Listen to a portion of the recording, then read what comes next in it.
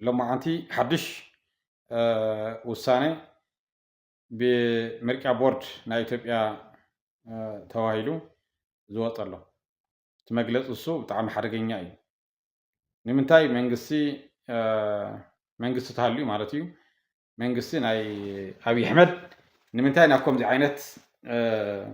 تنقذ خانة ويكعا ህዝብታት ህዝቢ ትግራይን ህዝቢ ኣምሓራን ንምንታይ ኣብ ፅልኢ ክነብሩ ንምንታይ ይደልለ ዝብል ነገር ክንሪኦ ኢና ቀፂልና እዚ ምርጫ ቦርድ እዚ ሕጋውነት ኣለዎ ድዩ ኣብ ትግራይ ምርጫ ከካይድ ንህልው ኩነታት ትግራይ ናይ ብሓቂ ገምጊሙ ድዩ ትግራይ ኣብ ምንታይ እያ ዘላ ዝብል ንሱ እውን ክንሪኦ ክደሊ እየ እቲ ካሊእ መንግስቲ ኣብይ ኣሕመድ ዓለም ኣኽቲቱ ገራውቲ ሃገራት ተኸቲሉ ኣብ ልዕሊ ህዝቢ ትግራይ ዘብፅሖ በደል ታሪክ ይቅር ዘይብሎ ገበን ጆኖሳይድ ኢልና ንፅውዖ ዓለም ለኸ ወንጀል ኣብ ልዕሊ ህዝቢ ትግራይ ኣብ ልዕሊ ውድብ ህዝባዊ ወያነ ሓርነት ትግራይ ኣብ ልዕሊ ናይ መኸታ ሓይልታት ዝፈፀመ ሰብ እዩ ስለዚ ብስም ለውጢ ብስም ሪፎርም 2010 ካብ 2008 ዝጀመረ 2010 ናብ ስልጣን ዝሓኸረ ናይ ኦሮሞማ ሓይሊ ኦህዴድ እዚ ሓይሊ እዚ ስልጣን ምስ ጨበጠ ብዝተፈላለየ መንገዲ ኢትዮጵያ ከም ሃገር ከም ህዝብታት ብሄርን ብሄረሰባትን ዝበሃሉ ናይቲ ሃገር ሰላም ኣይረኸቡን ቅሳነት ኣይረኸቡን እንታይ እዩ ተጠንቁ እቲ ምክንያቱ እንታይ እዩ ዝብል ነገር እዚ እውን ክንሪኦ ክንክእል ኣለና ምእንታን ዝተማልአ ምስሊ ንክህልወና እዚ እውን ክንሪኦ ክንግደድ ኢና ማለት እዩ እቲ ካሊእ ስርዓት ኣብይ ኣሕመድ ሕዚ እውን ዘካይዶ ዘሎ ተኽታኽ ዝኾነ ኣብ ፅልእን ኣብ ረፅምን ኣብ ኩናትን ኣብ ጥፍኣትን ኣብ ብርሰትን ክነብር ዝደፍኦ ዘሎ ዘግድዶ ዘሎ እንታይ እዩ እዙይታትን ካልኦትን ሓዊስና ክንሪኦም ሎማዓንቲ መፅእ ኣለኹ ስለዚ ናይ መጀመርታ ክንሪኦ ዝደለኽዎ ናይ ኢትዮጵያ ብሄራዊ ምርጫ ዝበሃል ብሄራዊ ቦርድ ናይ ኢትዮጵያ ናይ ምርጫ ቦርድ ኢትዮጵያ ዝበሃል ናይ ኣብይ ኣሕመድ ትካል እዩ ከምቲ ትፈልጥዎ እዚ ትካል እዚ ብብርቱካን ሚደቅሳ ትበሃል ሓንቲ ከዳሚት መገልገሊት ኣብይ ኣሕመድ ኣብኡ ተቐሚጣ ምርጫ ናይ 2013 ክነዋሕ ዘይኽእል ኣብ ሕገ መንግስቲ ተገዲቡ እናሃለወ ኢትዮጵያ ምርጫ ከተናውሕ ትኽእል እያ ኢላ ካብ ዝፈቐዱን ምናልባት እውን ኢትዮጵያ ናብቲ ሕዚ ወሪቓቶ ዘላ ናብቲ ሕዚ በፂሓቶ ዘላ ሕድሕዳዊ ጎነፅ ክትሽመም ዝገበረ ትካል እዩ እዚ ትካል እዚ በቢግዚኡ ህውከት እናፈልፈለ ናይ ከምዚ ዓይነት ሰባት መሳርሒ ኮይኑ ኢትዮጵያ ሰላም ከይትረክብ ናይ ኢትዮጵያ ብሄርና ብሄረሰባት ሰላም ከይረኽቡ ልምዓት ከይቕፅል ዲሞክራሲ ከይስፋሕፋሕ መሰል ናይ ብሄራት ከይኽበር ብሄራትን ክልላትን ዓርሰን ከየመሓድራ ተፈጥሯዊ ሃፍተ ገነተን ባዕለን ከየመሓድራ ዓፊኑ ዝሓዘ ፋሽስታዊ ስርዓት ኣብይ ኣሕመድ ክነግስ መንገድን ባይታን ካብ ዘማቻቸዉ ትካላት እቲ ሓደ ምርጫ ቦርድ ኢትዮጵያ እዩ ስለዚ ብርቱካን ሚደቅሳ ከደት ዝሓዝ መፅያ ዘላ ሰበይቲ ብዘይግድስ እቲ ትካል ናይቶም ኣብ ስልጣን ሓኺሮም ዘለዉ ናይ ኦሮሞ ሓይሊ መጋበርያ ናይ ጥፍኣት መሳርሒ ምዃኑ ንቀደም ዝተማልአ ምስሊ ክህልወና ክኽእል ኣሎ ናይቶም ናይ ኦሮሞ ኦህዴድ እቶም ፋሽስት ሓይልታት ናይቶም መጋበርያ ናይቶም መፈጸሚ ዝኾነ ስሙ ምርጫ ቦርድ ተባሂሉ ብኣዋጅ ዝተጣየሸ ግን ድማ ናይ ገበን መሳርሒ ናይ ብሔራት መዕፈኒ ናይ ኣብይ ኣሕመድ ናይ ምስምስ ናይ ትርምስ ናይ ተፃውኦ ናይ ግጭት ናይ ሕንፍሽፍሽ ትካል እዩ ስለዚ እዚ ትካል እዚ ከምቲ ትፈልጥዎ ምስ ህዝቢ ወያነ ሓርነት ትግራይ ድሕሪ ኣብ ውዕል ፕሪቶርያ ዝተፈረመ ሞንጎ ኣብይ ኣሕመድን ኣብ ሞንጎ ውድብ ህዝቢ ወያነ ሓርነት ትግራይን ውድብ ህዝቢ ወያነ ሓርነት ትግራይ ነባር ኣፍልጡ ኣብ ቦትኡ ክምለስ ብዘይሕጋዊ መንገዲ እዩ ተላዒሉ ነይሩ ናይ ኢትዮጵያ ቤት ምክሪ ተወከልቲ ህዝቢ ኢና ዝብሉ ኣሸባሪ ኢሎም ብዘይኮነ መንገዲ ኣቢሎሞ ስለ ዝነበሩ ንፕሮቶኮል ተባሂሉ ውድብ ህዝቢ ወያነ ሓርነት ትግራይ እውን ንፌደራል መንግስቲ ተመስሪቱ ዘሎ ናይ ኣብይ ኣሕመድ ናይ ኦሮሞ ሓይሊ ኣፍልጦ ክቦ ንሱ እውን ንውድብ ህዝቢ ወያነ ሓርነት ትግራይ ንገዛኢ ፓርቲ ብሄራዊ ክልላዊ መንግስቲ ትግራይን ኣፍልጦ ክቦ ክልቲኦም ኣብ ውዕል ፕሪቶርያ ከም ዝተፈራረሙ ጉሁድ ሓቂ እዩ እዚ ከም ዘለዎ ኮይኑ መንግስቲ ኣብይ ኣሕመድ ምስ ትግራይ ዘለዎ ተፃውኦ ምስ ትግራይ ዘለዎ ዝሓነ ቅርሕንቲ ብውዕል ፕሪቶርያ ኣቢሉ ክውድእ ስለ ዘይከኣለ ንሱ ኣየኣኽለንን ኢሉ ስለ ዝሓሰበ በቲ ምርጫ ቦርድ ዝበሃል ናይ ምስምስ ትካል ናይ ኣብይ ኣሕመድ ቤት ፅሕፈት ዝኾነ ምርጫ ቦርድ ግን ንውድብ ህዝቢ ወያነ ሓርነት ትግራይ የፍልጦ ከም ዘይዎ ወይ ከዓ ክዎ ተኮይኑ ከም ብሓዱሽ ክምዝገብ ከም ዘለዎ መቋረፂ ዘይብሉ ሽርሒ መቋረፂ ዘይብሉ ተፃውኦን ትንኮሳን እናገበረ እቲ ውድብ ኣፍልጦ ክቦ ኣይከኣልን ኣፍልጦ ንውድብ ህዝቢ ወያነ ሓርነት ትግራይ ዘይምሃብ ጥራሕ ኣይኮነን ብመሰረት ናይ ኢፌድሪ ሕገ መንግስቲ ናይ ኢትዮጵያ ክልላት ተባሂለን ብሕገ መንግስቲ ብግልፂ ዝተቐመጣ ልዕላውያን እየን ወይ ከዓ ሶቨሪያን እየን ሶቨርኒቲ ናይ ባዕለን ኣለዎን ዘን ክልላት እዚኣተን ቅድሚ ኩናት ናብ ዝነበረ 2013 ክምለሳ ናይ ምምሕዳር ኣውቶኖሚ ክኽበረለን ትግራይ ድማ ኣብቲ ሕሉፍ ናይ ምስምስ ምርጫ ኣይተሳተፈትን ወይ ከዓ እቲ ዘካየደቶ ምርጫ እቲ ስልጣን ናይ ፌደራል ትካል እዩ ዘካይዶ ትግራይ ሓዱሽ ናይ ምርጫ ቦርድ ኣጣሻ ኣብ ክልል ትግራይ ዘካየደቶ ምርጫ ኣይንቕበልን ስለ ዝበለ ምእንቲ ሰላም ምእንቲ ረህዋን ሓድነትን ምእንቲ ነገራት ኩሎም ብሰላማውን ሕጋውን ብዲሞክራሲያዊ መንገዲ ክፍትሑ ተባሂሎም ቅቡል ገይሩ ምእንቲ ሰላም ተባሂሉ መንግስቲ ናይ ትግራይ ናብ ግዜያዊ ምሕዳር ክወርድ ተገይሩ ምእንቲ ሰላም ተባሂሉ ናይ መኸት ሓይልና ብዲዲኣር ኣቢሉ ክሰናበት ተሓስቡ ከበድቲ ኣፅዋራት ክርከቡ ተገይሩ እንተኾነ ግን እቲ ንጥፋኣት ትግራይ ካብ ምሕላብን ካብ ምትግባርን ንድሕሪት ኢሉ ዘይፈልጥ እኩይ መራሒ ትግራይ ዝገበረት እንተገበረት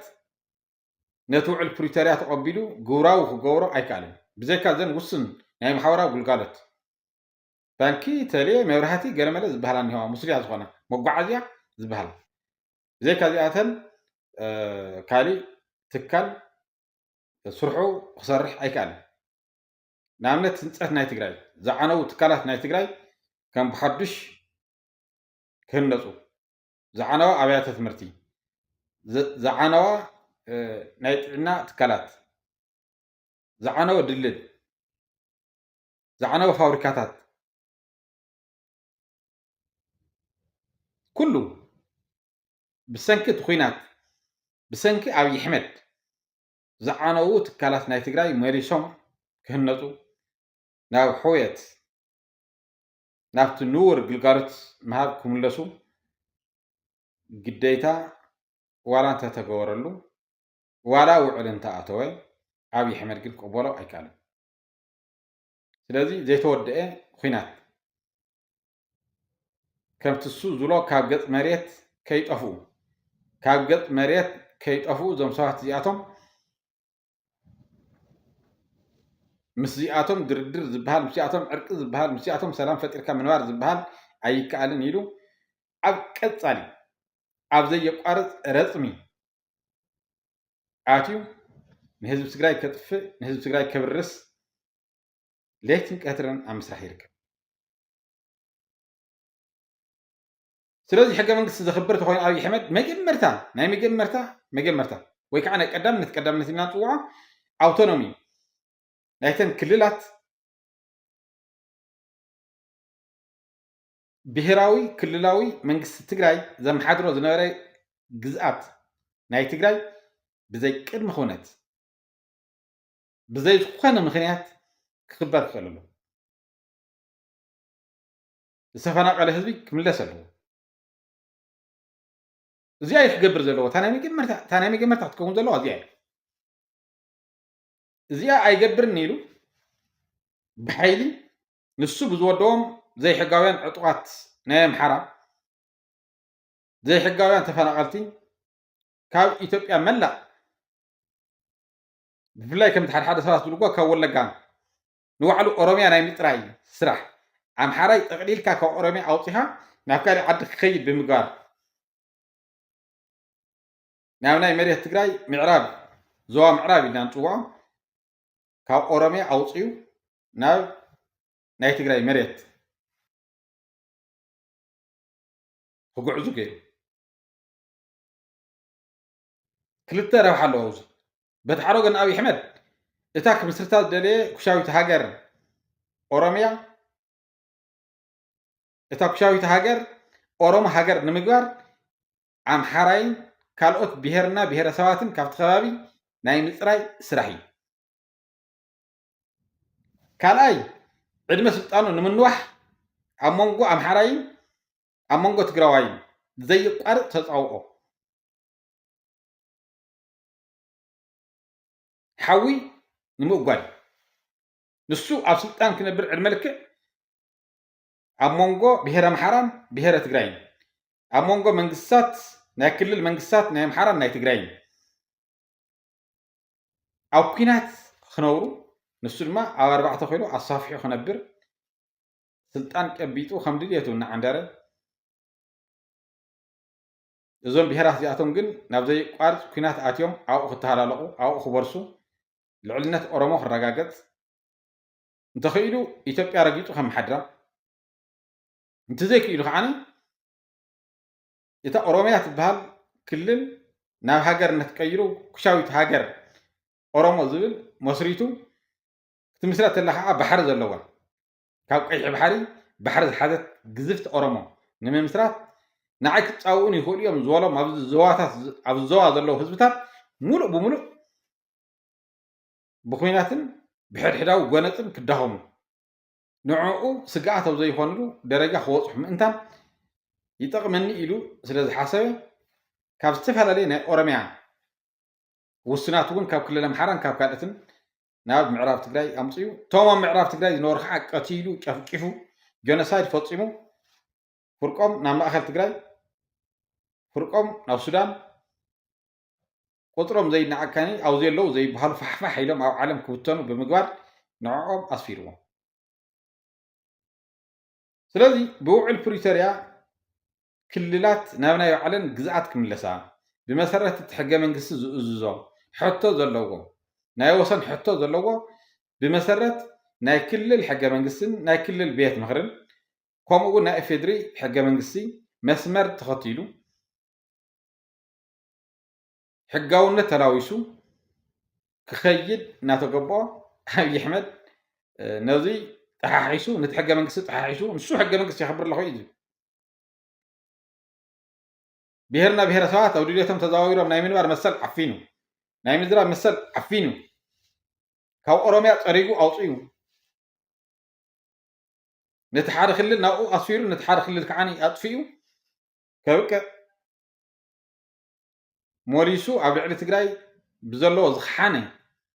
ዘየቋርፅ ፅልኢ ኣብ ልዕሊ ተጋሩ ንምፍፃም ቀፃሊ ዝኾነ ሽርሕን ተንኮልን ታሪክ ይቅር ዘይብሎ ሕጊ ይቅር ዘይብሎ ተግባር ይፍፅመሉ ስለዚ ምዕራብ ትግራይ ብሓይል ሒጅዎ ኣሎ እዩ ዝዛረብ ብሓይል ሒጅዎ ዘሎ ምዕራብ ትግራይ እዩ ናይ ኣምሓራ ሓይሊ ኡ ዘሎ ወኪል እዩ ብውክልና በጀቱ ዝብጅተሎም ኣብይ ኣሕመድ ካብ ፌደራል ነቶም ኣብኡ ዘለዉ ዕጡቃት ስልጠና ዝህብ እቲ ናይ ብልፅግና ሰራዊት ስልጠና ዝቦም ዘዕጥቆም ዝውድቦም ዘንቀሳቅሶም ትእዛዝ ዝቦም ንሱ እዩ የተከዘ ዘብ ዝበሃሉ እኒሄው ብደንበቀ ዘውደ ዝበሃል ዝምርሑ እዚኣቶም ኣብይ ኣሕመድ ዝወደቦም እዮም ቅድም ክብል ንዕኦም ዝወደቦም እዮም ድሕር ክብል ከዓ ከምቲ ትሪእዎ ዘለኹም ኣብ ዓፋር እውን ካብዚ ካብ ተጋሩ ካብ ቲዲኤፍን ካብ ካልኦትን ኣኻኺቡ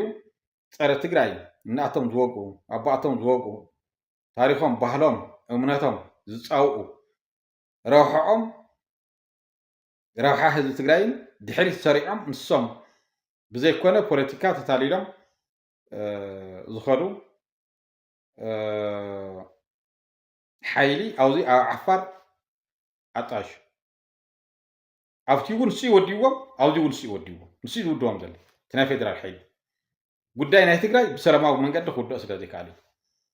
ብሰላም ዕልባት ክገብረሉ ስለ ዘይከኣለ ናይ ሰላም ሓይሊ ስለ ዘይኮነ ኣብ ልዕሊ ተጋሩን ትግራይን ብዘለዎ ዝሓነ ፅልኢ ጣራ ዝነኸአ ብኸፉኡን ብመግለፂ ዘይብሉ ጭካነን ክውድኦ ስለ ዝደለየ ከምዚ ይገብርለ ማለት እዩ ስለዚ ምዕራብ ትግራይ ብሓይሊ ተቆፃፂርዎ ዘሎ ኣብይ ኣሕመድ እዩ እዚ ገይሩ ከይኣክል ሎማዓንቲ ድማ በቲ ምርጫ ቦርድ ዝበሃል በቲ ናቱ መገልገልን ናቱ ተለኣኽን ቢሮ ዝኾነ ምርጫ ቦርድ ዝበሃል ምዕራብ ትግራይ ክንብል ከለና ሑመራ ፀለምቲ ኦፍላ ኣላማጣን ራያን ኣምሓራ የዋስና እየን ዝተባሃላ ከባብታት ኮነ ኢሉ ምስ ህዝቢ ኣምሓራ ምስ ናይ ክልል መንግስቲ ኣምሓራ የፃውኡ ዝበሎም ፅልኢ ይፈጥሩ እዮም ዝበሎም ናይ ረፅምን ናይ ኩናትን ናይ ህውከትን ዕግርግርን መልዕሊ ክኾኑ ይኽእሉ እዮም ዝበሎም ኩሎም ቦታታት ብናይ ፌደራል ኣብ ሕገ መንግስቲ ዘየለ ማለት እዩ ኣብቲ ሕገ መንግስቲ ከምኡ ዝብል ዘየለ ምርጫ ክነካይደሎም ኢና እዩ እዚ ወራሪ ፀረ ፕሪቶርያ ውዕል እዩ ፀረ እቲ ሕገ መንግስቲ ናይ ኢትዮጵያ እዩ ነቲ ሕገ መንግስቲ ከኽብር የኢሉ እዩ ተባሂሉ ኣብ ፕሪቶርያ ግን ድማ ፀረ ውዕል ፕሪቶርያ እዩ ዝኸድ ዘሎ ሕገ መንግስቲ ክልላት ልዕላውያን እየን ክሳብ ዝበልናየን ሶቨርኒቲ እየን ክሳብ ዝበልናየን ንዘን ናይ ክልል ወሰን ዘይምኽባር ሕገ መንግስቲ ምጥሓስ ገይሩ ኣይሓሶም ስለዚ ግልፂ ዝኾነ ኣዋጅ ናይ ኩናት ኣዋጅ ንቀፃሊ ዝኾነ ኣብ መንጎ ህዝቢ ኣምሓራን ኣብ መንጎ ህዝቢ ትግራይን ዘየቋርፅ ደም ከፋስስ ኣብ ዘየቋርፅ ደማዊ ዝኾነ ኩናት ንምእታው ኮነ ተባሂሉ ብምርጫ ቦርድ ዝበሃል ሎማዓንቲ መግለፂ ወፅኡ እዚ ምርጫ ቦርድ እዚ ከዓ ናብ ፌደሬሽን ቤት ምክሪ ዝበሃል ክኸይድ እቲ ፌደሬሽን ቤት ምክሪ እቲ ቤት ምክሪ ፌደሬሽን ዝበሃል ከዓ ነዚ ተቐቢሉ ሕጋዊ ከም ዝኾነ ከላውሶ ድሓር ከዓ ናብ ቤት ምክሪ ናብ ህዝቢ ተወከልቲ ዝበሃል ከዓ ከይዱ ንሱ እውን ሕጋዊ ክመስል በፍፅም ኣይከኣልን ካብታ ሕገ መንግስቲ ናይ ኢፌድሪ ካብታ ናይ 17 ዓመት ተቃሊስና ከቢድ ዋጋ ከፊልና ተሰዊእና ተሰንኪልና ዝተኸልናያ ሕገ መንግስቲ ካብኣ ወፃኢ እንኪ ክንቀሳቀስ እየ ተኢሉ ኣብይ ኣሕመድ ኣይንቕበሎ ናብ ዘየቋርጥ ኩናት ንኣቱ ንኸውን ናብ ዘየቋርጥ ብርሰትን ዕንወትን ንኣቱ ንኸውን ዳ እምበር መሬት ትግራይ እንኪ ኣይትውሰድን እንኳን እንታ ናይ ሕዚ እቲ ናይ ቀደም መሬትና እውን ናይ ኣልዋሃ ምላሽ ለማልሞ ምላሽ ዓደርቃይ መተማ ምላሽ ቆቦ ፊናሮ ኣገው በረሓለ ናይ ግዜ ጉዳይ ዘይኮይኑ እምበር ናብ መሬቱ ክምለስ ናብ መሬቱ ናብ ርስቱ ናብ ጥንቱ ክንምልሶ እዩ أوزي ዝኾነ ይኹን ዝጠራጠር ትግራዋይ ኩሉ ይብሉ ናይ ግዜ ጉዳይ ተዘይኮይና እመነኒ ናይ ግዜ ጉዳይ ተዘይኮይና መሬት ትግራይ ብሓይሊ ሒዝካ ብሓይሊ ወሪርካ ንስኻ ክተመሓድሮ ህዝቢ ትግራይ ኣመራሲኻ ህዝቢ ትግራይ ጨፍቂፍካ ቀቲልካ በቲንካ ክትነብር ዘበት ኣይከኣልኩም ሕልሚ ኣብይ ኣሕመድ ግን ህዝቢ ኣምሓራ ምስ ህዝቢ ትግራይ ኣብ ዘይቋርፅ ደማዊ ውግእ ንምእታው ንሱ ነታ ዝምነያ ሃገር ኦሮሞ ንምምስራት ህዝቢ ኣምሓራን ህዝቢ ትግራይ እናተጫፋጨፈ ንሱ ኣብ ሶፋ ከፍ ኢሉ ስኑና መወፂ ክስሕቕ ዝገብሮ ዘሎ እኩይ ሴራ እዩ እኩይ ምግባር እዩ ስለዚ ንሕና ከታ ኢና ንገብር ዝብል ነገር ናብ መፍትሒ ክመፅእ ሕዚ መፍትሒ ታያትኮን ህዝቢ ኣምሓራን ህዝቢ ትግራይን ክልብም ክኽእል ኣሎ ሃገር እያ ትፈርስ ዘላ ብኮንቱ ሂወት ንክጠፍእ ደም ክንፋሰስ ዘይንቀል ዕሾኽ ንክትከል እዩ ዝሰርሕ ዘሎ ስለዚ ህዝቢ ኣምሓራን ህዝቢ ትግራይን ናይ ፋኖ ሓይልታትን ናይ መኸተ ሓይልታት ምክልኻል ሰራዊት ትግራይን ከምኡ እውን ውድብ ህዝባዊ ሓርነት ትግራይን ብሓፈሻ ድማ ህዝቢ ትግራይን ኣብዚ ነቂሑ ብዲፕሎማስያዊ ርክብ ኣብ ልዕሊ ህዝቢ ኣምሓራን ህዝቢ ትግራይ ዝጥንሰስ ዘሎ ናይ ጥፋኣት ደበና ክብትኖ ረቂቕ ስራሕ ይፅበየና ረቂቕ ብጣዕሚ ረቂቕ ዝኾነ ነገር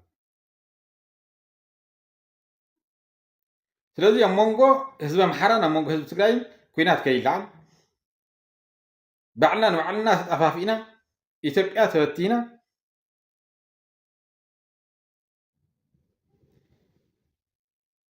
ኢትዮጵያ ምብታን ጥራሕ ኣይኮነን ሕማቕ ኣፈራርሳ ሕማቕ ምፍልላይ ከይገጥመና ምእንታን ኣብ ይህን ምሂን ተደሪኽና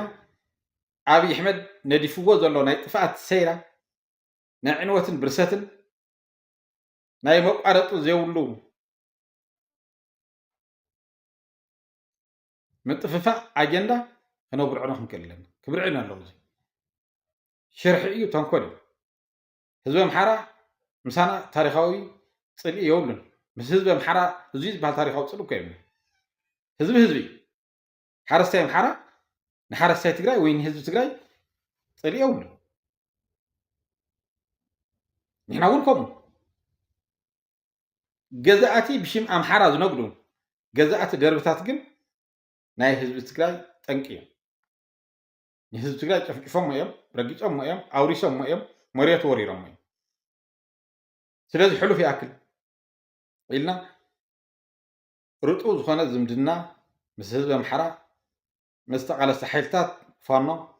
ልዝብ ብምግባር እዚ ክብርዕን ክኽእል ኣለዎ ሓደ ካልኣይ ኣብይ ኣሕመድ ኩናት ንክኸፍት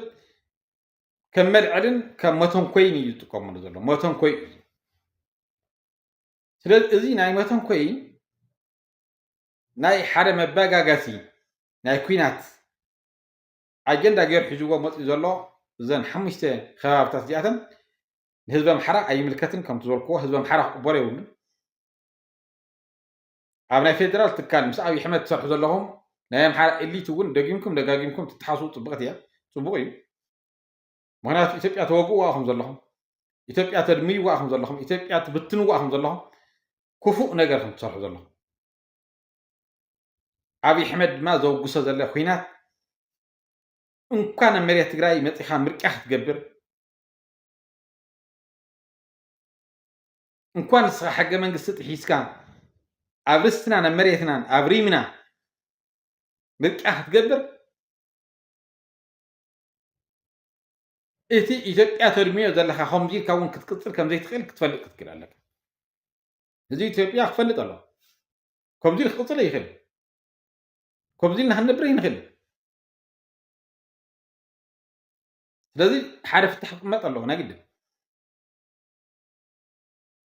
ኢትዮጵያ እናደመየት ኢትዮጵያ እናቆሰለት እናተበተነት እናተዳኸመት ኣብ ኣሰካፍ ዝኾነ ኩነታት ኣውፅሕዋ ኣብ ቀልቀል ገደል የብፅሕዋ ዘሎ ኢትዮጵያ ስለዚ ናይ ኢትዮጵያ ኣወዳድቃ ናይ ኢትዮጵያ ኣፈራርሳ ብጣዕሚ ሓደገኛ ይኸውን ተመላላእ ይኸውን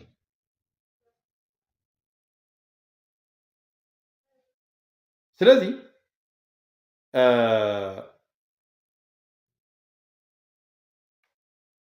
ናይ ግድን ስኽን ኢልና ክንሓስብ ኣለና ምርባፅ ምህዋኽ ኣየድልየና ስለዚ ሎማዓንቲ ኣውፅዎ ዘሎ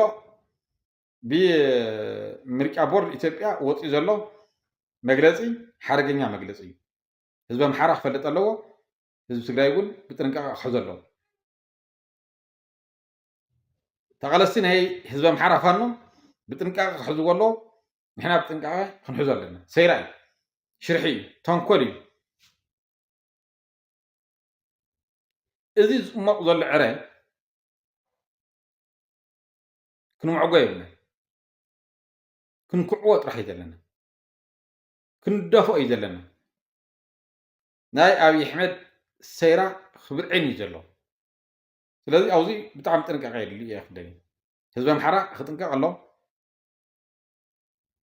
እማነ መሲልዎ መሬት ናይ ትግራይ ቆሪሱ ንኣምሓራ እንትህብ ንህዝቢ ኣምሓራ ዝፈትዎ ናይ ህዝቢ ኣምሓራ ፍሉይ ተሓላቒ ተቆርቋሪ ስለ ዝኾነ ከም ዘይኮነ ኢትዮጵያ ይወግኣ ከም ዘሎ ብጎና ኢትዮጵያ ይግዝግዛ ከም ዘሎ ኢትዮጵያ ይብትና ከም ዘሎ ፍርክስክሳ የውፃ ከም ዘሎ ህዝቢ ኣምሓራ ክፈልጥ ከለሉ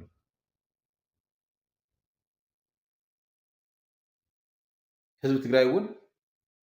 ልዕላዊ መሬቱን ርስቱን يحلف ذهب أيكون عمريته كقالس عمريته ودق نوري إذا كدمتي بهرا وخرعتي نمسوا بلعت ودق بلعت حدار ما قلقلت ناتو حطفت أجري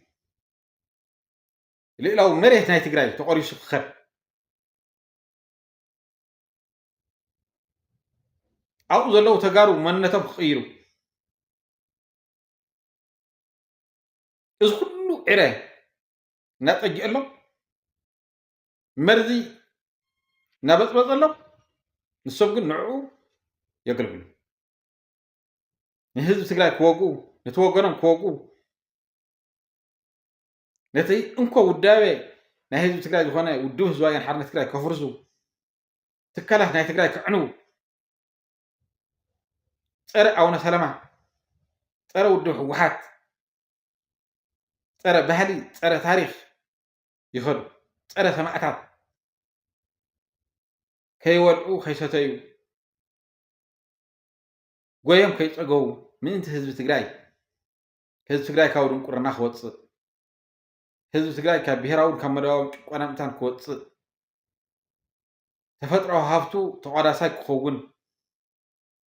ولك مسافه حجمو زنور مريت كشنشن بقانقو كتقم بنقنت هايمانوتو كملخ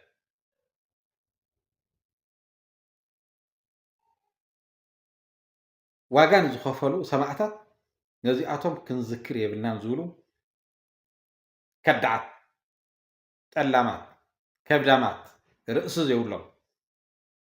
حسخه أبي أحمد أسليفو حزب تقراي يوغل زياد خون زلا تقراي سلازي حزب تقراي نتي زتجيالو زلو عراي اتي صمقولو زله مرزي كخعون كدافئن انت خوينو بهراو حرنت زبل بهراو حرنت وداو خصتم كللو كودو يدل بدققت نغرات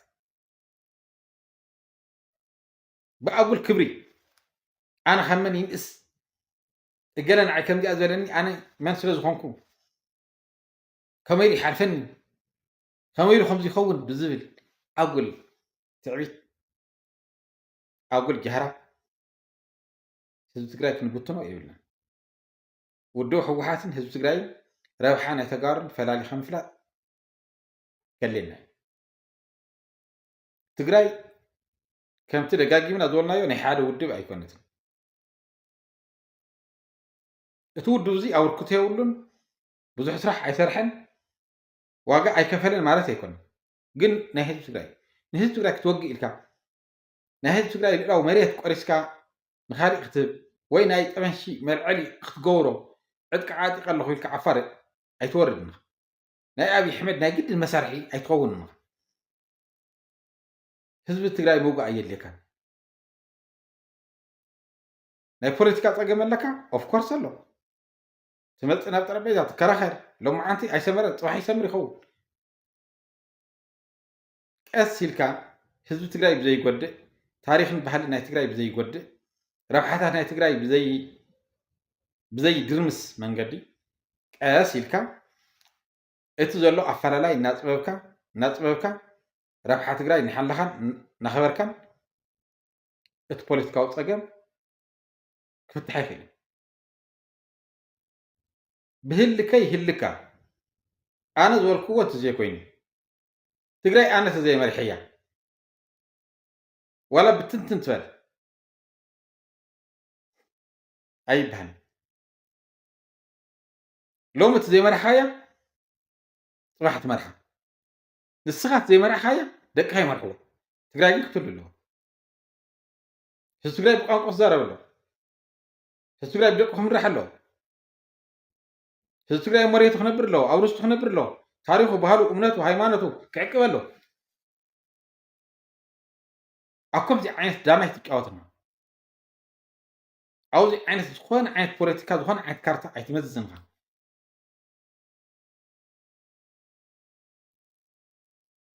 ኣብዚ እትጫወትዎ ዘለኹም ክፉእ ነገር ደጊምኩም ደጋጊምኩም መሊስኩም መላሊስኩም ክትሓስቡ እዩ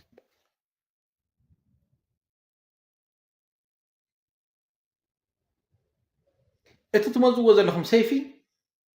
ንውድብ ህወሓት ትውዕሉ ዘለኹም መሰለኩም ንህዝቢ ትግራይ ክትቅጥቅጥዎ ዘለኹም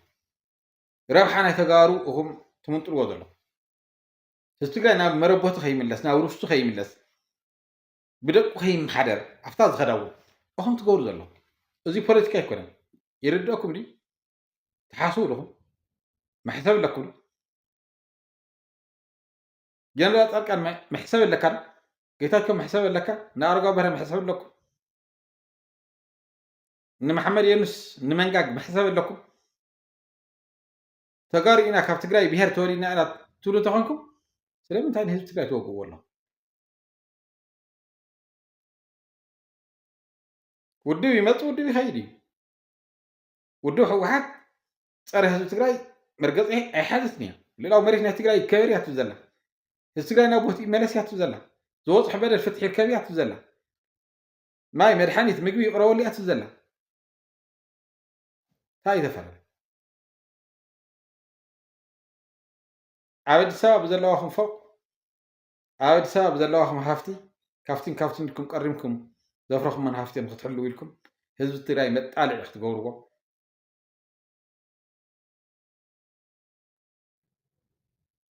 ህዝቢ ትግራይ ብትሕጃ ክትላገጥሉ ክተማግጡ ግን ትክክል ኣይኮነን ብክልተ መንገዲ ተወቀስቶም ንሳትኩም ሓደ ብታሪክ ተወቀስቲ ኢኹም ካልኣይ ናይ ሕጊ ተሓተቶ ግዜ ክወግሕ ተሎ ሎማዓንቲ ትገብርዎ ዘለኹም ባእኹም ጥራሕ ዘብቅዕ ኣይኮነን ናብ ደቅኹም ደቂ ደቅኹም ናብ መላእ ቤተሰብኩም ዝልሑኽ ናይ ባንዳ ዘርኢ ናይ ባንዳ ዓሌት ረብሓ ትግራይ ሕሊፎም ዝህቡ ዓሌት ተባሂሎም ክጥረፉ ክውገዙ ክፍንፈኑ እኹም ትገብሩ ዘለኹም እዚኣ ካሊእ ወላ ሓንቲ ትቕይርዎ ነገር የለን እዚ ከዓ ሓድሽ ኣይኮነን ንህዝቢ ትግራይ ኣዋን ምኒልክ ነይሩ ኣዋን ሃፀይ ዮሃንስ ነይሩ ብቅድሚኦም ዝነበሩ ንስባጋር ወሉ ባንዳታት ነይሮም ኣብ ሃፀይ ሃይለስላሴ ነይሮም ኣብ ደርጊ ነይሮም ሕዚ እውን ያው ንሪኦኩም ኣለና ሓድሽ ኣይኮነን ባንዳነት ብሄራዊ ረብሓ ናይ ተጋሩ ይሕዲግካ ንስኻ ንጨጓራኻ ክትብል ንኣጉል ክብርካ ክትብል ምክዳን ነይሩ እንኳን ናይ ሓበሻ ነገስታት ተባሂሎም ዝሕሰቡ ናይ ኣንኮበር ነገስታት ንጣልያን ዝሓደርዎ እኮ ነይሮም ኣብ ጣልያን ከይዶም ኣብ ዘይፈልጥዎ ቋንቋ ኣብ ዘይፈልጥዎ ባህሊ ሃይማኖት ኣትዮም ከግልግለካ ኢሎም ኣስካሪ ዝኮኑ እኮ ነይሮም ሓድሽ ኮ ኣይኮነን ግን ከምዚ ዓይነት ፀላእ ኣየድልን እዩ ዘድሊ እውን ኣይኮነን ስለዚ ክሕሰበሉ ኣለዎ ዝብል እምነት ኣለኒ ስለዚ ኣብይ ኣሕመድ ከም እንታይ እዩ ዝጥቀመሉ ዘሎ እቲ ምርጫ ቦርድ ሎማዓንቲ ኣውፂዎ ዘሎ ዝኾነ ይኹን ዓይነት ኣመንክዮ የብሉን ምክንያት የብሉን ኩናት መቐስቀሲ እዩ ዝጥቀመሉ ዘሎ ልዕላዊ መሬትን ትግራይ ናይ ምብታን እስትራተጂ እዩ ዝሰርሕ ዘሎ ካበልና ኩናት ከም ዘሎ እዩ ዘመላኽት ዘሎ እምበር ተጋሩ ንሕና ትግራዋያን መሬትና ርስና ንሕሊፍና ንኣብይ ኣሕመድ ከም ዘይንዎ ኣብ መሬትና ክንስዋዕ ምዃንና ክፈልጥ ክእል ኣለዎ ስለዚ ኣይኸውንን እዚ ድማ ሓደገኛ ስለዝኾነ ተጋሩ ኣብ ውሽጢ ሃለዉ ኣብ ደገ ኣዲስ ኣበባ ሃለዉ ኣብ ኣውሮፓን ኣሜሪካን ዘለኹም ተጋሩ ኣብዛ ጉዳይ እዚኣ ብዝኾነ ዓይነት መንገዲ ክንፈላለዩ ልዕላዊ መሬት ናይ ትግራይ ይከበር ኦረዲ ብሕወሓት ይከበር ዋላ ብዝኾነ ውዳበ ናይ ትግራይ ይከበር ሽግር የብልና ንሱ ልዕላዊ መሬት ናይ ትግራይ ግን ክበር ኣለዎ ተፈናቀልትና ቦቶም ክምለሱ ኣለዎም ምግቢ መድሓኒት ክቀርበሎም ኣለዎ ብደቀም ክመሓደር ኣለዎ ብቋንቋም ክመሃር ኣለዎ እዚ ንኮምፕሮማይዝ ዝቀርብ ኣጀንዳ ኣይኮነን ተወዲ ንድርድር ዝቀርብ ኣይኮነን ኣብዚ ዝኾነ ዓይነት ኣፈላላይ ኣለኒ ዝብል ትግራዋይ እንተሃልዩ ትግራዋይነቱ ሓኺኹ ቆሪፁ ዝደብረ እዩ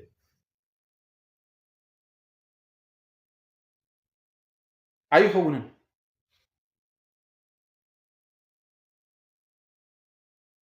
ኣብዚ ክንፈላለይ ንኽእል ክንፈላለ ዝኾንና ብካሊእና ክንፈላለይ ኣብ ልዕላዊ መሬት ናይ ትግራይ ይከበር ኣፈላላይ ዝኾነ ትግርኛ ተዛራቢ ኣፈላላይ ክልዎ ይኽእል ድልየቱ ኣሰላልፋ ኣወዳድባ ፖለቲካ ይሃልዎ ድልየቱ እምነት ይሃልዎ ድኻ ይኹን ሃብታም ዘይተምሃረ ይኹን ዝተምሃረ ብዘይግድስ ኣብዛ ጉዳይ እዚኣ ክንፈላለይ የብልና ልዕላዊ መሬት ትግራይ ክኽበር እዩ ዘሎ ተፈናቀልቲ ናብ መሬቶም ክምለሱ ኣለዎም ብደቆም ክመሓደሩ ኣለዎም ብቋንቋኦም ህፃውንቲ ክመሃሩ ኣለዎም ዝዓነወ ትካል ክህነፅ ኣብዚታት ክንፈላለይ ኣይግበናን ስለዚ ኣብዚኣ ኣዲስ ኣበባ ነቂጥኩም ዘለኹም ከደምቲ ኣብዛ ጉዳይ እዚኣ ኢልኩም ከይትሰዱ ናይ ጥፍኣት ከይትሰርሑ ዝኾነ ዓይነት ምክኒት የብላ እዛ ጉዳይ እዚኣ ዝኾነ ዓይነት ምክኒት የብላ ኣነ ከምዚ ገለ ፖለቲካ ሰሪሐ ከምዚ ኢለ ኣብ ኦፍላ ዶ ኣብ ኣላማጣ ዶ ገለ ዶ ኣብ ፀለምቲ ዶ ኣብ ምዕራብ ትግራይ ዶ ስልጣን ተሓስኩ ብኡ ገለ ሰራዊት ተእተኹ ገለ መለ ኖ ኣይኸውን ትግራይ ናይ ምብታን ህዝቢ ትግራይ ናይ ምፅናት ኣጀንዳ እዩ እቲ ስትራተጂ ህዝቢ ትግራይ ናይ ምብታን እንኮ ተልእኾ ናይ እዚ እንኮ ሽቶ ናይ እዚ ህዝቢ ትግራይ ምብታን ህዝቢ ትግራይ ንክትብትን ምስ ዝኾነ ፀላኢ ሓቢርካ ኣብ ልዕሊ ህዝቢ ትግራይ ረመፅ ምድፋዕ ነውሪ ጥራሕ ኣይኮነን እንተላይ ብእግዚኣብሔር ሓጢኣት ብፖለቲካ ጥፍኣት መጨረሻ ናብ ሕጊ ዝወስድ ናብ ምትህልላቅን ናብ ምብራስን ናብ ባዕልኻ ንባዕልኻ ምብርራስ ምጥፍፋእ ምትህልላቅ ዝወስድ ሓደገኛ ዝኾነ መርዚ ይፅመቀልና ከም ዘሎ ተገንዚብኩም ኣብዚኣ ኢልኩም ከይትሰዱ ተጋሩ ኣብዚኣ ክንጥንቀቕ ኣለና እየ ዝብል ስለዚ ኣብይ ኣሕመድ ኣብጊስዎ ዘሎ ትግራይ ናይ ምብራስ ትግራይ ናይ ምብታን ትግራይ ዝኾነ ዓይነት ውዳበ ከይህልዋ ውድብ ዞባይ ሓርነት ትግራይ ንምፍራስ ንምጥፋእ ብኡ ኣቢልካ ዝፈፀሞ ጀኖሳይድ ተሓታቲ ከይኸውን ንምግባር ተሓሲቡ ዝግበር ዘለ ሰይራ ስለ ዝኾነ ኣብዚ ክንጥንቀቕ ኣለና ዝብል እምነት ኣለኒ እዚኣ ክነስምረላ ዘለና ኣጀንዳ እያ እቲ ካሊእ እቲ ናይ ኩናት ምቅርራባት እዩ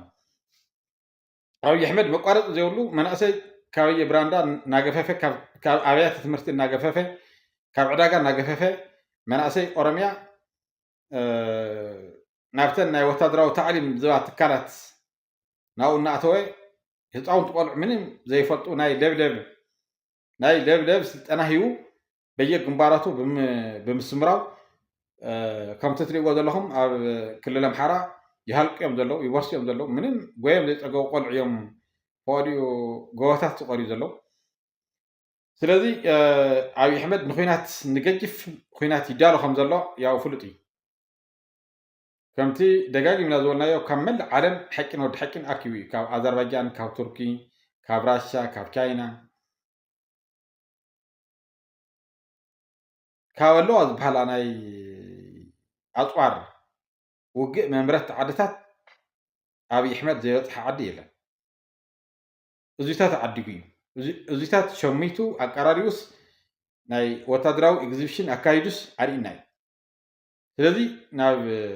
ኩናት ጠቕሊሉ ኣቱ ከም ዘሎ ናይዚ ኩናት መበገስ ድማ መጀመርታ ክልል ኣምሓራ ፋኖ ብምድኻም ቀፂልካ ናብ ትግራይ ብምስጋር ንትግራይ እውን ብምድኻምን ብምቁፅፃርን ብኣቢልካ ድማ ናብ ኤርትራን ቀይሕ ባሕርን ምቁፅፃር ዝብል ኣጀንዳ ሕጂ ዝሰርሕ ዘሎ ስለዚ ክኾነሉ ድዩ ክሳክዐሉ ድዩ ኣይሳክዐሉን ካሊእ ጉዳይ ኮይኑ ግን ናይ ኣብይ ኣሕመድ ትልሚ እዚኣ እያ ስለዚ ብመሬት ገጅፍ ወታደራዊ ሓይሊ ኣሰልጢነ እየ ኢሉ ባዕሉ ከምቲ ዘርእየና ዘሎ ፓራ ኮማንዶ ዶ ኮማንዶ ዶ እግረኛ ዶ ልዩ ተልእኮ ዶ እንታይ ዶ እናተባሃለ በየመዓልቱ ስሙ እናተዋሃቦ እቲ ሰራዊት ናይ ኤግዚቢሽን ስራሕ ይሰርሕ ዘሎ ካብ ኣየር ዝዘሉ ዶ ካብ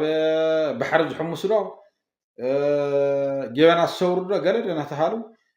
በየመዓልቱ ናይ ሚሊተሪ ትርኢት እዩ ዝገብር ዘሎ ናይ ሓይሊ ኣየር ምርኢት እዩ ዝገብር ዘሎ ናይ ድሮናት ፋብሪካታት ይምረቕ ኣለኹ ረእዩኒ እድነ ዘይብለን ኣጥፍን ዝጠፍኣ ድሮናት ሒዘ ኣለኹ ሮኬት ተዓጢቀ ኣለኹ ኣነ ቀይሕ ባሕሪ ካብ ምፅዋዕ ጀሚረ ክሳብ ህንዲ ውቅያኖስ ኣነ ከክብር ይኽእል እየ ክንዳይ ዝኸውን ሓያል ገጅፍ ሚሊተሪ ዝሃነፀ ሰብ የለን ንዓይ ተቀበሉ ዓለም ንዓይ ተቀበለ እናበለ እዩ ዝጉስኩስ ዘሎ እዚ እዩ ናይ ሰላም ሓይሊ ኣይኮነን ንሰላም ጠጠው ዝበለ ሓይሊ ኣይኮነን ስለዚ ኩናት ዘይተርፍ እዩ ኩናት ኣሎ መሽፋን የለን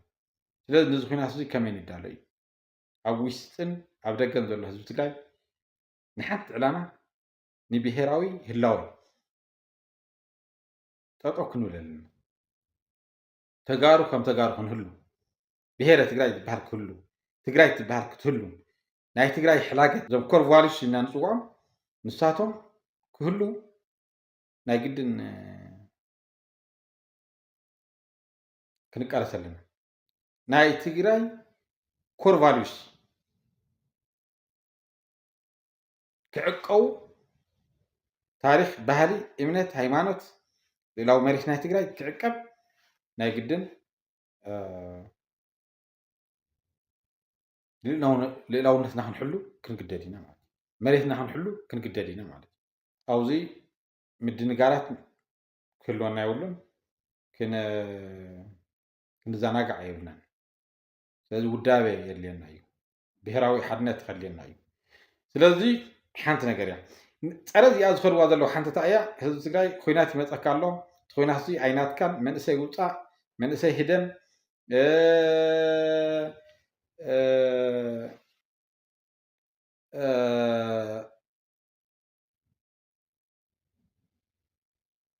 ሓይልታት ምክልኻል ትበተን እናበሉ እቶም ከደምቲ እቶም ባንዳታት ይጉስኩስ እዮም ዘለዉ ስለዚ በዚ ብል ቁፅሩ ዘይነዓቅ ሰብ ተደናጊሩ ዓዱ ገዲፉ ይወፅ እዩ ዘሎ ናበይ ኢካ ትኸድ ዘላ ኣበይ ለ ውሕስ ዝበሃል ዓዲ ኣዲስ ኣበባ ከተሒዝከና እሺ ትግራይስ ናይ ኩናት ማእኸል ይባልካ እያ ኣዲስ ኣበባ ኸ ሎሚ ከም ትማሊ ኣይኮነን ካርቱም ዋና ከተማ ናይ ሱዳን እንታይ ከም ዝኾነት ርኢካ እያ ዓበይቲ ከተማታት ናይ ሱዳን እንታይ ከም ዝኾና ርኢካ ኢና ካበይ ናተበገሳ ድየን ንካርቱም ሓመድ ኣፍንጫ ኣውፅአና ካብ ዝኾነ ጫፍ ናይ ቻድ እኮ እየን እናተላዕላ እኮ እየን ሓመድ ኣፍንጫ ኣውፅአና ስለዚ ኣዲስ ኣበባ ውሕስቲ ኣልካ ንኣዲስ ኣበባ ትጎይ ዘለካ ናብ ናይ ኦሮምያ ናብ ናይ ክልል ኣምሓራ እኳ እንታይ ሰላም ሃልዩ ሰላም ዝበሃል የለን ትኸይድ ዘለካ ሲ ዓድካ ገዲፍካ ናበይ ትኸል ኣላ ናበይ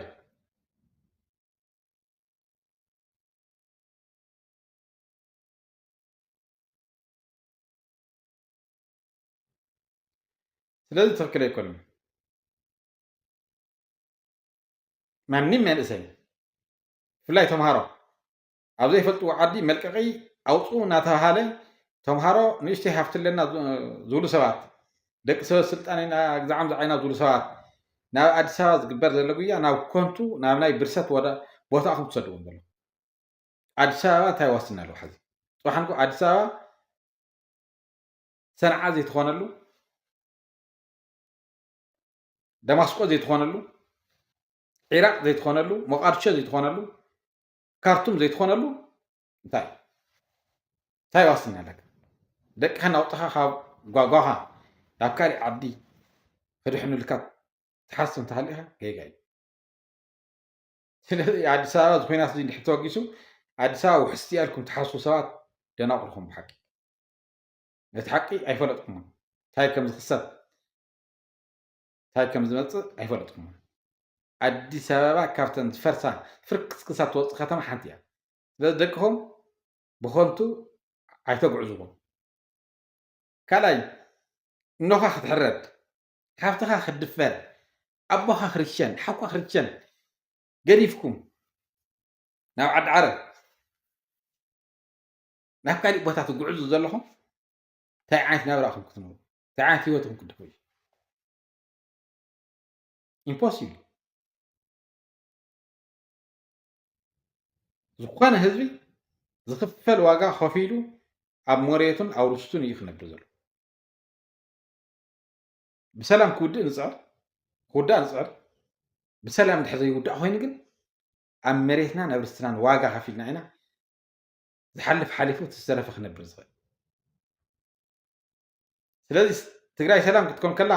ንስኻትኩም ሰብ ፍሉይ ረብሓ ክትኮኑ ደቂ ድኻታት ዝተሰውኡ ዝተሰንከሉ ዝደኸዩ ክድብሮ እዩ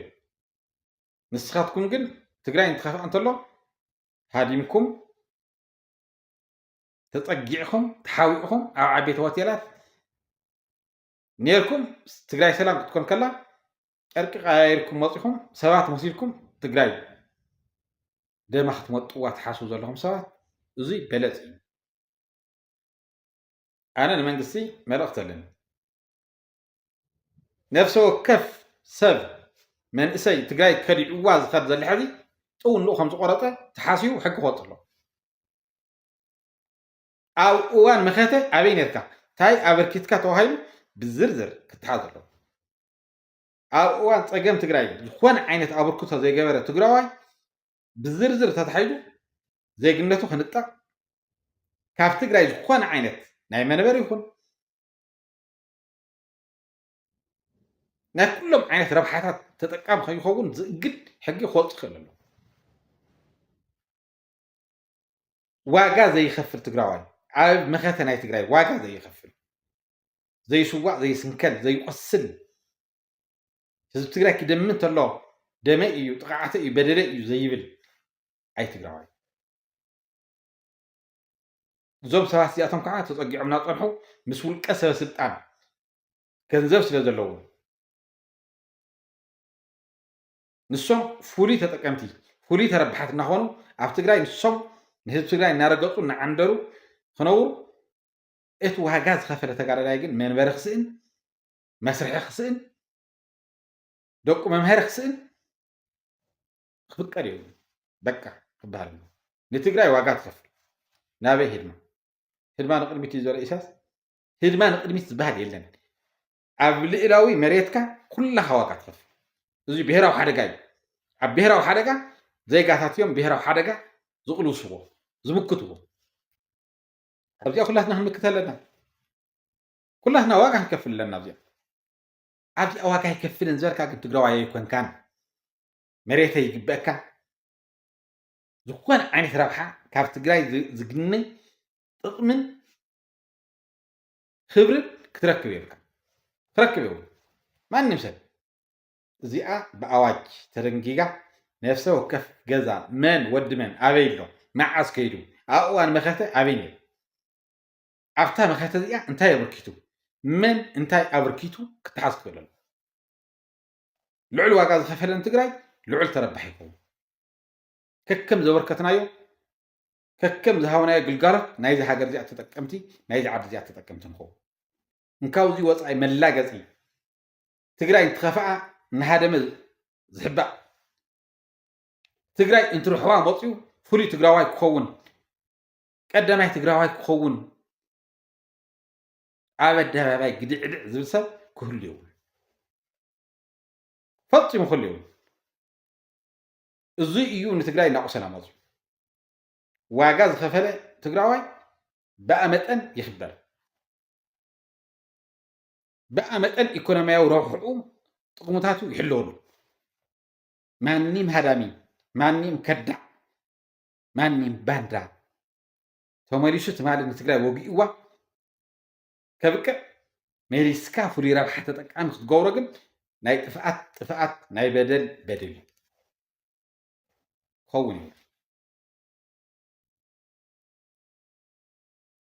ስለዚኣ ክትስርሐላ ክትክእል ኣለዋ ዝብል እምነት ኣለኒ ትግራይ ንኩሎም ፀገማት ብኣተኣማማኒ ብጅግንነትን ፅንዓትን ክትሰግረ እመኑን እንኳን ሎሚ ሓገዝቲ ኣብ ጎንና ጠጠው ኣቢልና ብድሕሪትና ዝወቁና ሓይልታት ኣውጊድና ቀኒስና ትማል እኳን ኣብይ ኣሕመድ ከረንከሩ ሕቁኡ ጎዚና ደብረ ብርሃን ኣብፅሒናዮ ኣሜሪካስ ዘይትወፅሐሉ ነይራ ካልኦት ናይ ማሕበረሰብ ዓለም ትዘይዘርእየና ነይሩ ውድብ ሕቡራት ሃገራት ትዘይዘርእየና ነይሩ ጎዚናዮ ኢና ናብ ክንጎዝዮ ጎዚና ክንድብርዮ ክንቆፅዮ ምኳንና ማንም ሰብ ክዝንግዕ ኣብይ ኣሕመድ ዝቁፅዕ ሓይሊ ሕብረተሰብ ዝፈንፈኖ ፍንፉን መንግስቲ እዩ ድብራይ መንግስቲ እዩ ስለዚ ኣብይ ኣሕመድ ዝሰዓር ሓይሊ ኮይኑ እናሃለወ ዓለም ዝፈንፈኖ ሓይሊ ኮይኑ እናሃለወ ህዝቢ ትግራይ ደገፍትን ሓገዝትን ኣጋር ረኺቡ እናሃለወ ሕዚ ንህዝቢ ትግራይ ገዲፍካ ምህዳእ ምሕባእ ምክዳዕ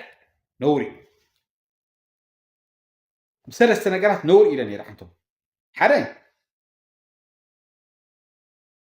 ብሕጊ ካልኣይ ብባህሊ ብታሪክ ብእምነት ኣብ ወለድና ተርእዩ ዘይፈልጥ እዩ ሳልሳይ ከዓነ ወገን ክሓዲግካ ንስኻ ሕልፊ ሂወት ክትነብር ሕልፊ ነገር ክትረክብ ልዕሊ እቲ ካሊእ ወገንካ ኮይንካ ትስዕን ግብረት ክፍኣት ተመፃዊትካ ወገንካን ህዝብካን ከዲዕካ ትኸድ ዘለካ ሓጢኣት እዩ ስለዚ ዓድኻ ዓይንኻ እያ ዓድኻን ዓይንኻን ዓውድኻን ይብሉ ዓድኻ ዓይንኻ እያ ዓውድኻ እያ እነኸውን ይብሉ እዮም ኩሉ ነገርካ እያ ዓድኻ ክብረትካ እያ ስለዚ ዓድኻ ክትሓድግ የብልካ ዓድኻ ገዲፍካ ምህዳም ናይ ገበን ገበን ናይ ውርደት ውርደት እዩ ብኩሉ መለክዒ ዝኾነ ዓይነት ሕጋውነት ክተላውሶ ኣይትኽእልን ስለዚ ምህዳም ጠጠው ነብል ተጋሩ ፍርሒ ዝበሃል ጠጠው ነብል ውልቀ ባንዳታት ዝነፍሕዎ ዘለዉ ውልቀ ባንዳታት ዝረጭዎ ዘለዉ ሽርሕን ተንኮልን ክነቕሐሉ ኣለና ኣብ መሬትና ክንስዋዕ ኣብ መሬትና ክንነብር ብቋንቋና ክንዛረብ ብደቅና ክንመሓደር ተፈጥሯዊ ሃፍትና ተጠቀምቲ ክንከውን ማንም ሰብ ክፈቅደልና ክንፅበ የብለን ማንም ሰብ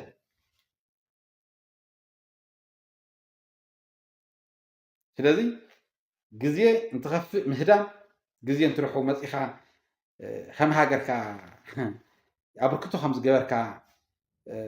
ትግራዋይ ከም ዝኮንካ እንተኣሽሙ ክትከውን ክትግነን ምምኳር ግን ውርደት እዩ ስለዚ ኣይኸውንን ኣብዚ ክንጥንቀቕ ኣለና ዝብል እምነት ኣለኒ ኩላትና ተጋሩ ብፍላይ ወለዲ ደቅኹም ናብ ባሕሪ ናብ ውሕስንኡ ዘይተረጋገፀ ቦታ ደቅኹም ትሰዱ ዘለኹም ትተሓስቡ ፅቡቅ እዩ ተጋሩ ወየ ሽግር ዘይበፅሐና ወየ በደል ዘይበፅሐናስ ንትራንስፖርት 50,000 እናኸፈልካ ብለይቲ ብፀልማት ክትጓዓዝ እንታይ ወሪድካ ክንደይ ክትነብርካ ወዲ ሰብ እኮ እንትነብር ክብሪ እዩ ንክብሪ እዩ ዝነብር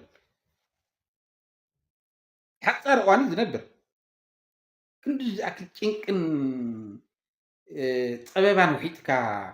ዓድኻ ገዲፍካ ህድማ እንታይ የምፅእ ኣቶም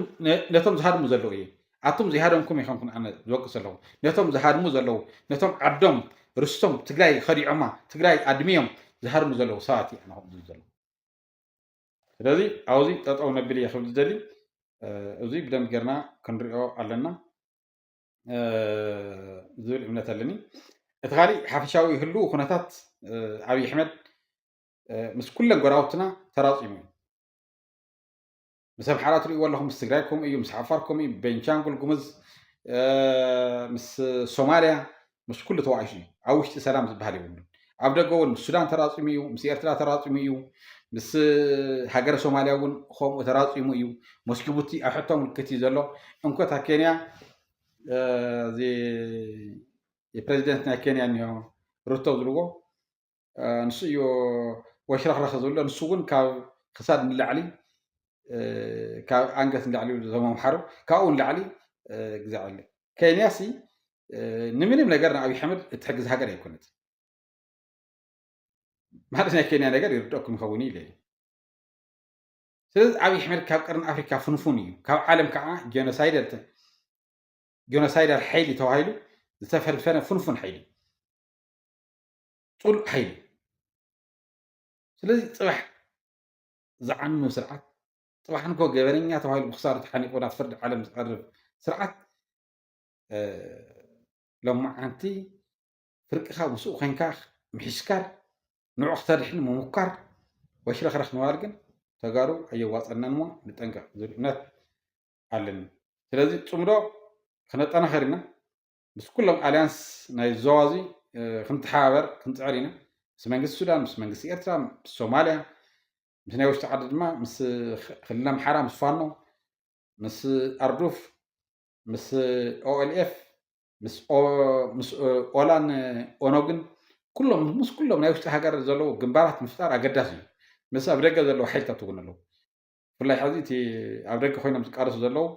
ኣብ ኣሜሪካን ኣውሮፓን ዘለዉ ሓይልታትን ኣወዳድባታትን እዚ እውን ክንጥቀም ኣብይ ኣሕመድ ብውሽጥን ብደገን ክንገጥመሉ እዚ ስርዓት ክንዓልዎ ኩዕሎ ክንገብር ኣለና ክንሰርሕ ኣለና ስለዚኣ